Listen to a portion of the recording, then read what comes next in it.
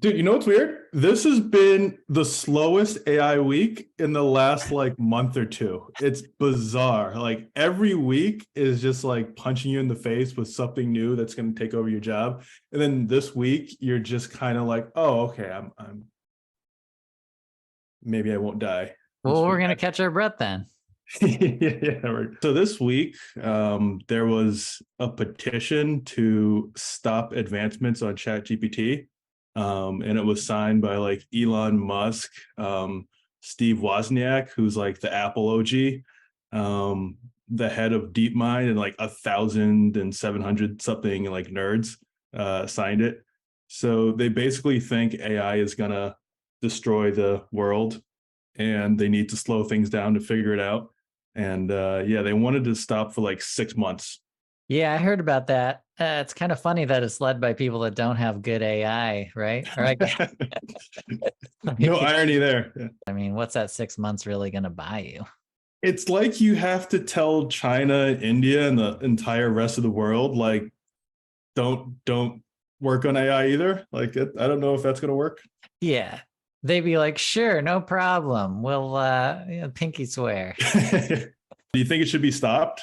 They need to force the government to like work on some real, like, legislation on it. I guess that's the problem. Is that it's not stopped. It's just it takes forever for government to act.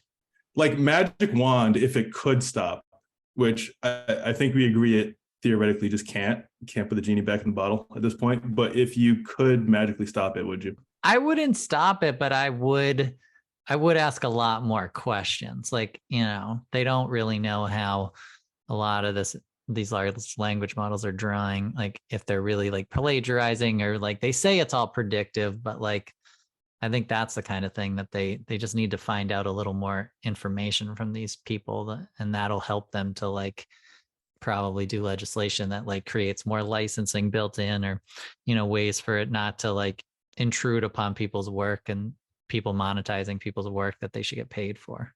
I think as AI gets smarter, most of those things you said are less and less at play, because as it can create its own content, which it looks like GPT-4 looks like it's doing that like in spades, but GPT-5 is going to be insane with how much creative ideas it can come up with. So if anything, you like plow a little forward and you actually solve a lot of those problems.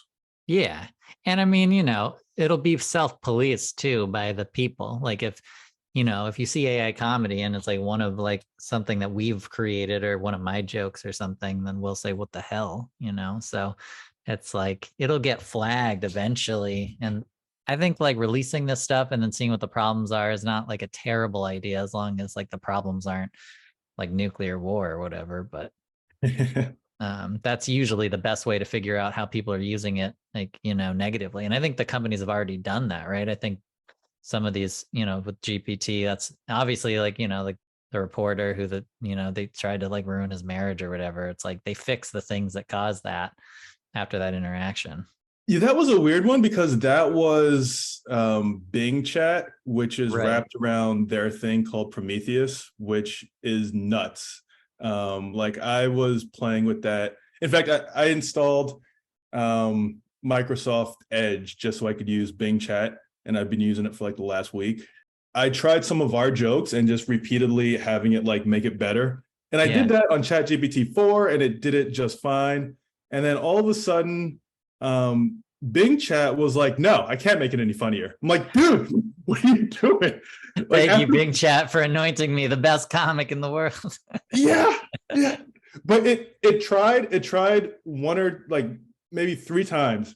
On the 3rd time, it just gave up. And it was like just an adolescent teenager who's just like done with you. It's like, I'm hilarious. Sick of your BS. The Prometheus thing is weird, man. And it helps because it has those like what do you call it, the references.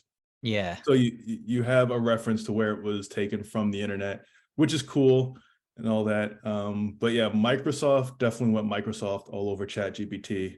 So I don't know if Bing results, like Bing Chat results, are a good marker. Yeah. Yeah. It is Bing after all.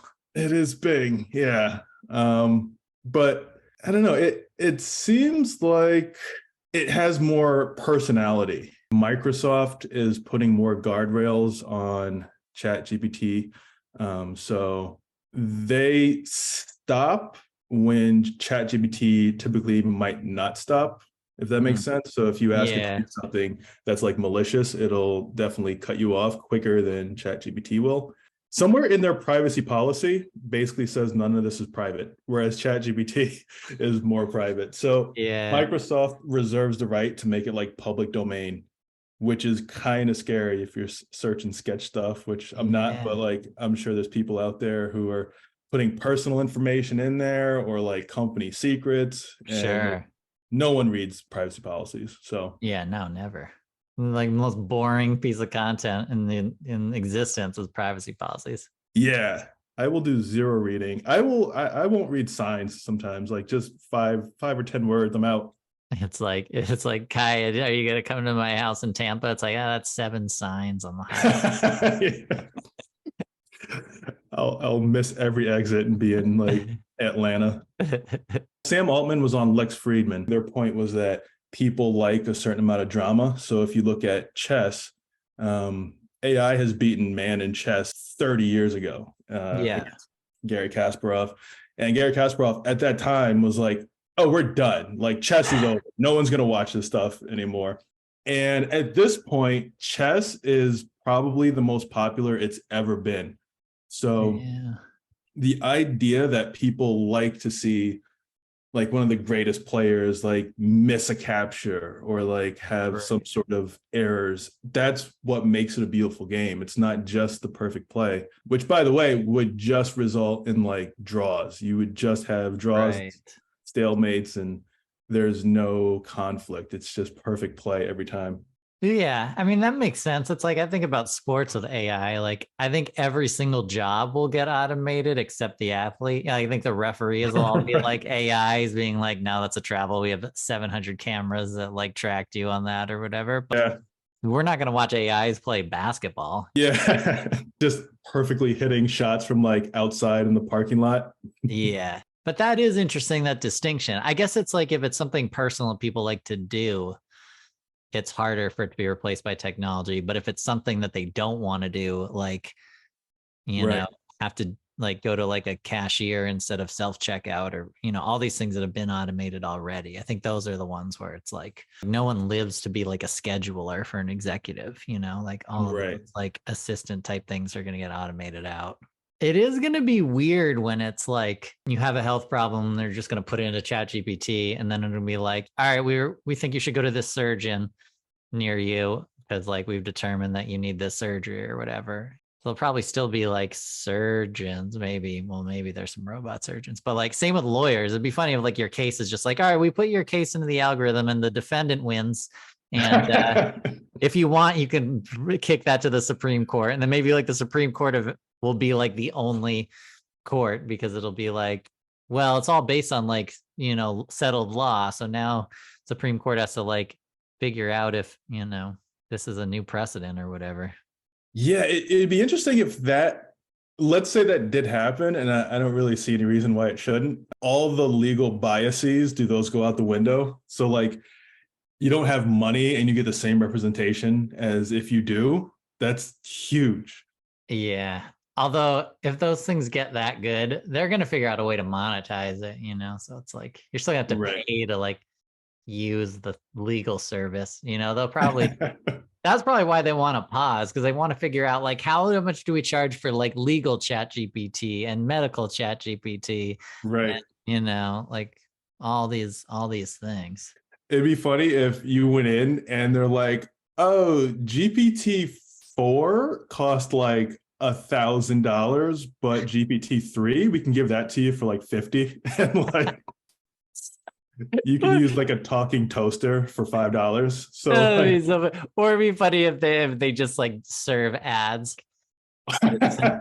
It's like the GPT has discovered that you have hypothyroidism. By the way, do you like Coca-Cola? Say yes for a 50% discount.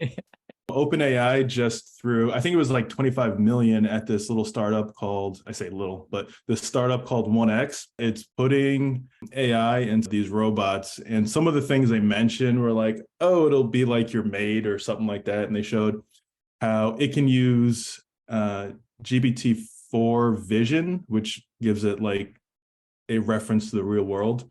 And you can like clean your room, clean the house, do a bunch of stuff because it can see things and know that, oh, it needs to be here. It needs to do this. And that's in the works now. Dude, we're going to live in like the future. We're already living in the future. We're going to live in the future. I know. Like, that's why the pause thing is so kind of ridiculous, because it's like, when have we ever paused anything in life, you know? Yeah.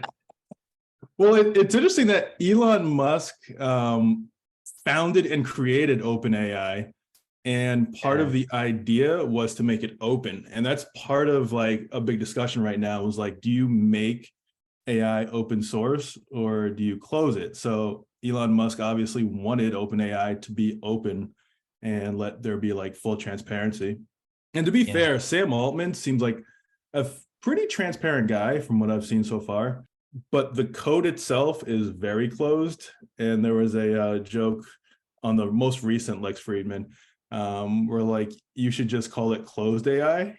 It's like, we agree no one's going to see this, which to be fair might be the way to go. But we saw like Alpaca, the Stanford project, basically copy the OpenAI large language model. Just by asking it, I think it was like 52,000 questions. So you're able to like copy the function almost to true fidelity of the original just by asking it questions. So like, I don't even know if this can be open close anymore. Like once it's out, it's out.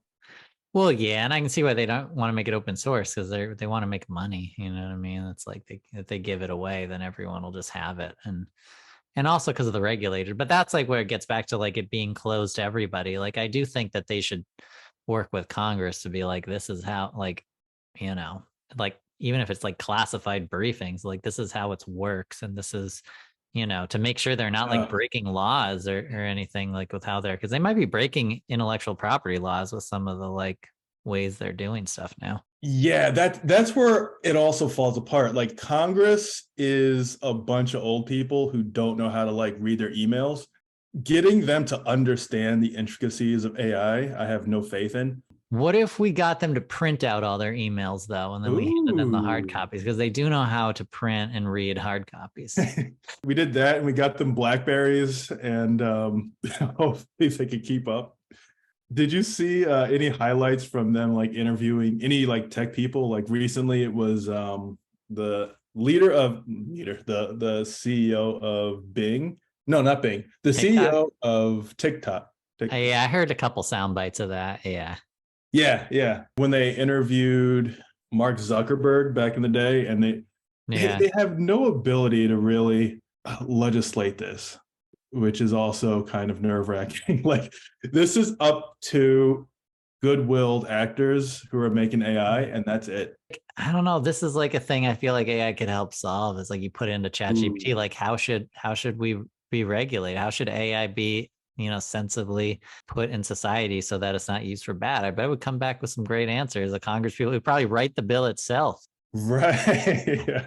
Yeah, you'd have to write like, okay, explain AI to like a 5-year-old, and then there's like another level, like explain AI to a congressman, which is like under the 5-year-old level. Yeah, you're gonna see that though. That like the first like Gen Z like House people that like start. I think there's already been some that have been elected, but when they start using this, it'll be like, I wrote 40 bills last night, because it could just be like, write this bill in the style of the food bill of this year or whatever, but make it about bridges, you know? It's just like, all that stuff is just like, you know, pro forma language anyways.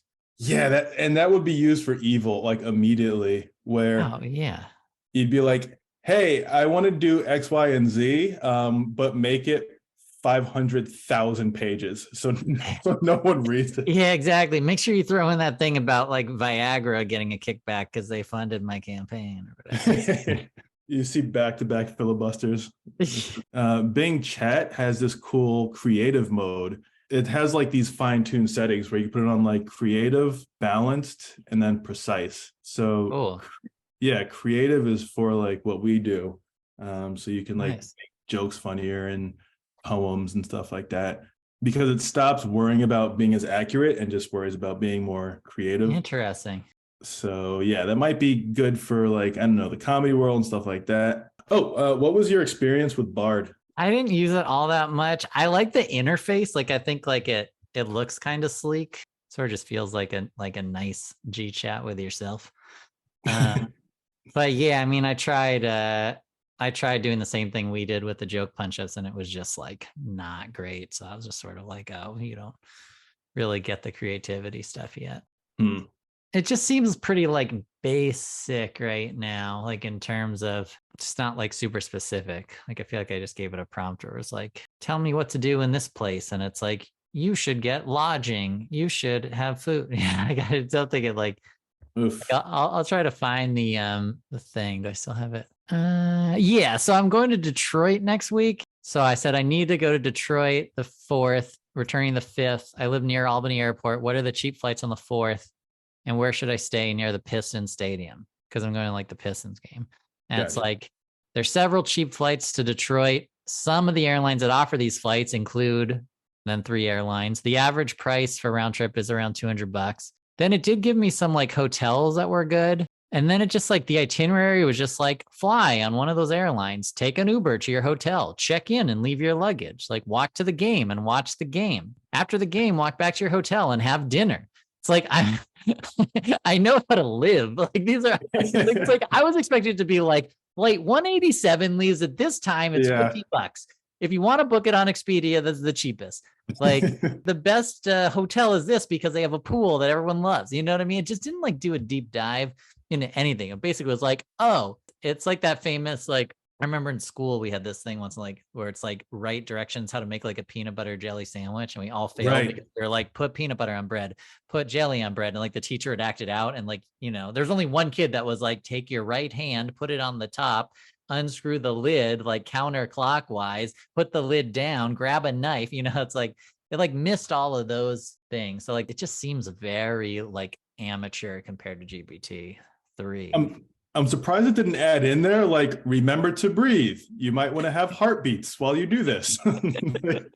Make sure to bring valid identification because you might be put on a watch list if you are forced to just have them shake your hand and agree that you're Charlie Nadler.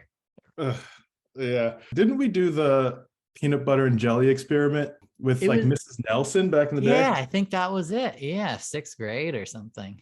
Yeah. Yeah, it was pretty hilarious. But yeah, I remember I was one of the only people who got that right for the peanut butter and jelly. I can see that. Yeah, I could see you being like, you fools.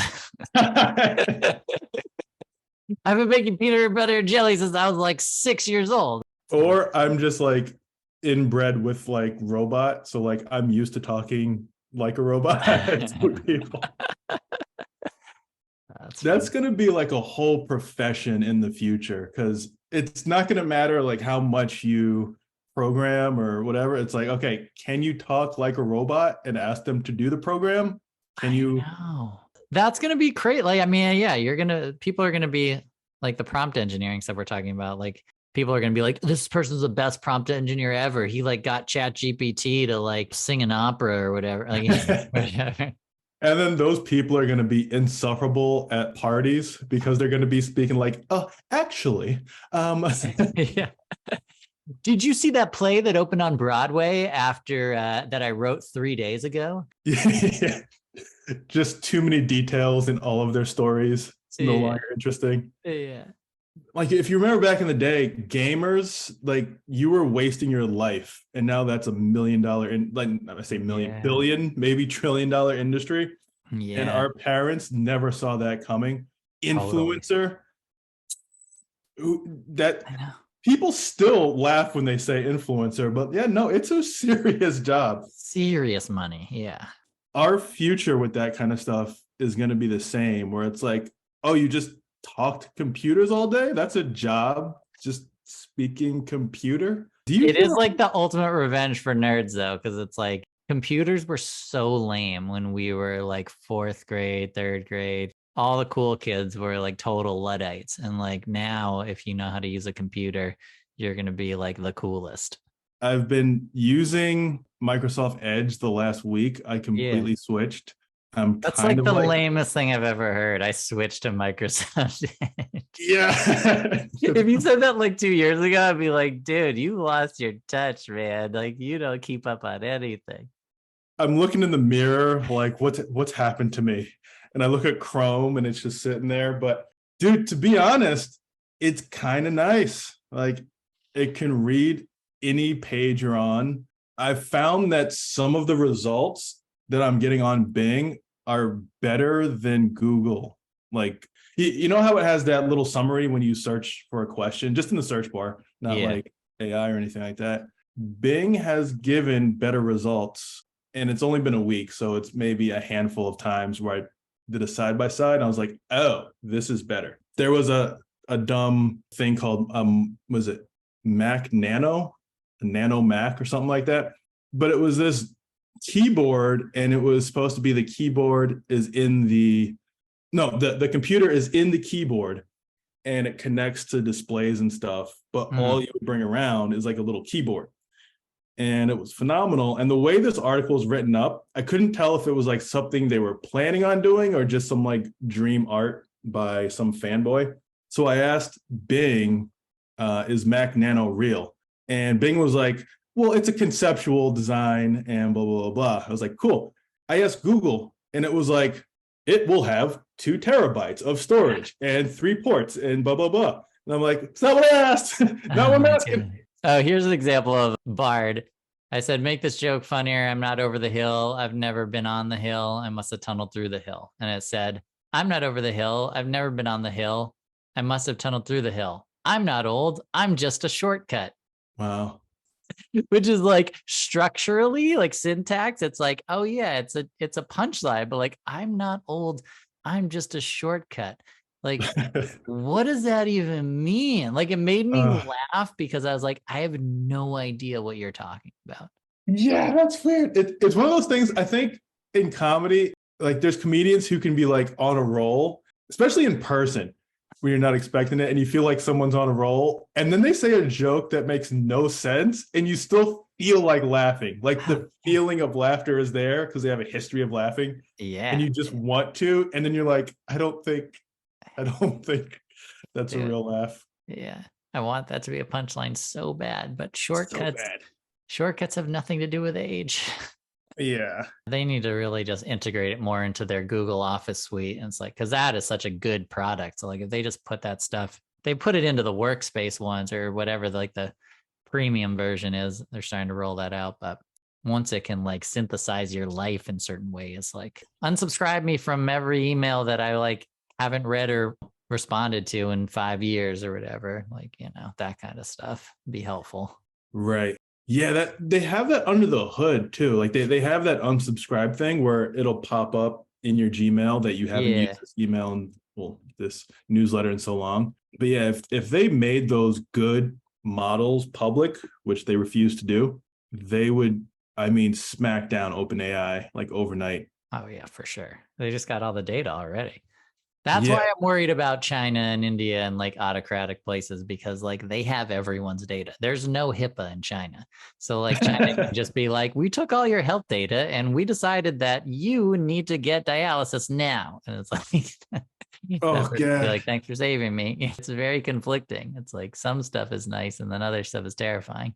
Mostly it's terrifying. Yeah. And then you just have like 8-year-olds on dialysis. Like every 8-year-old is on dialysis because like the model told them to. Oh my goodness, yeah.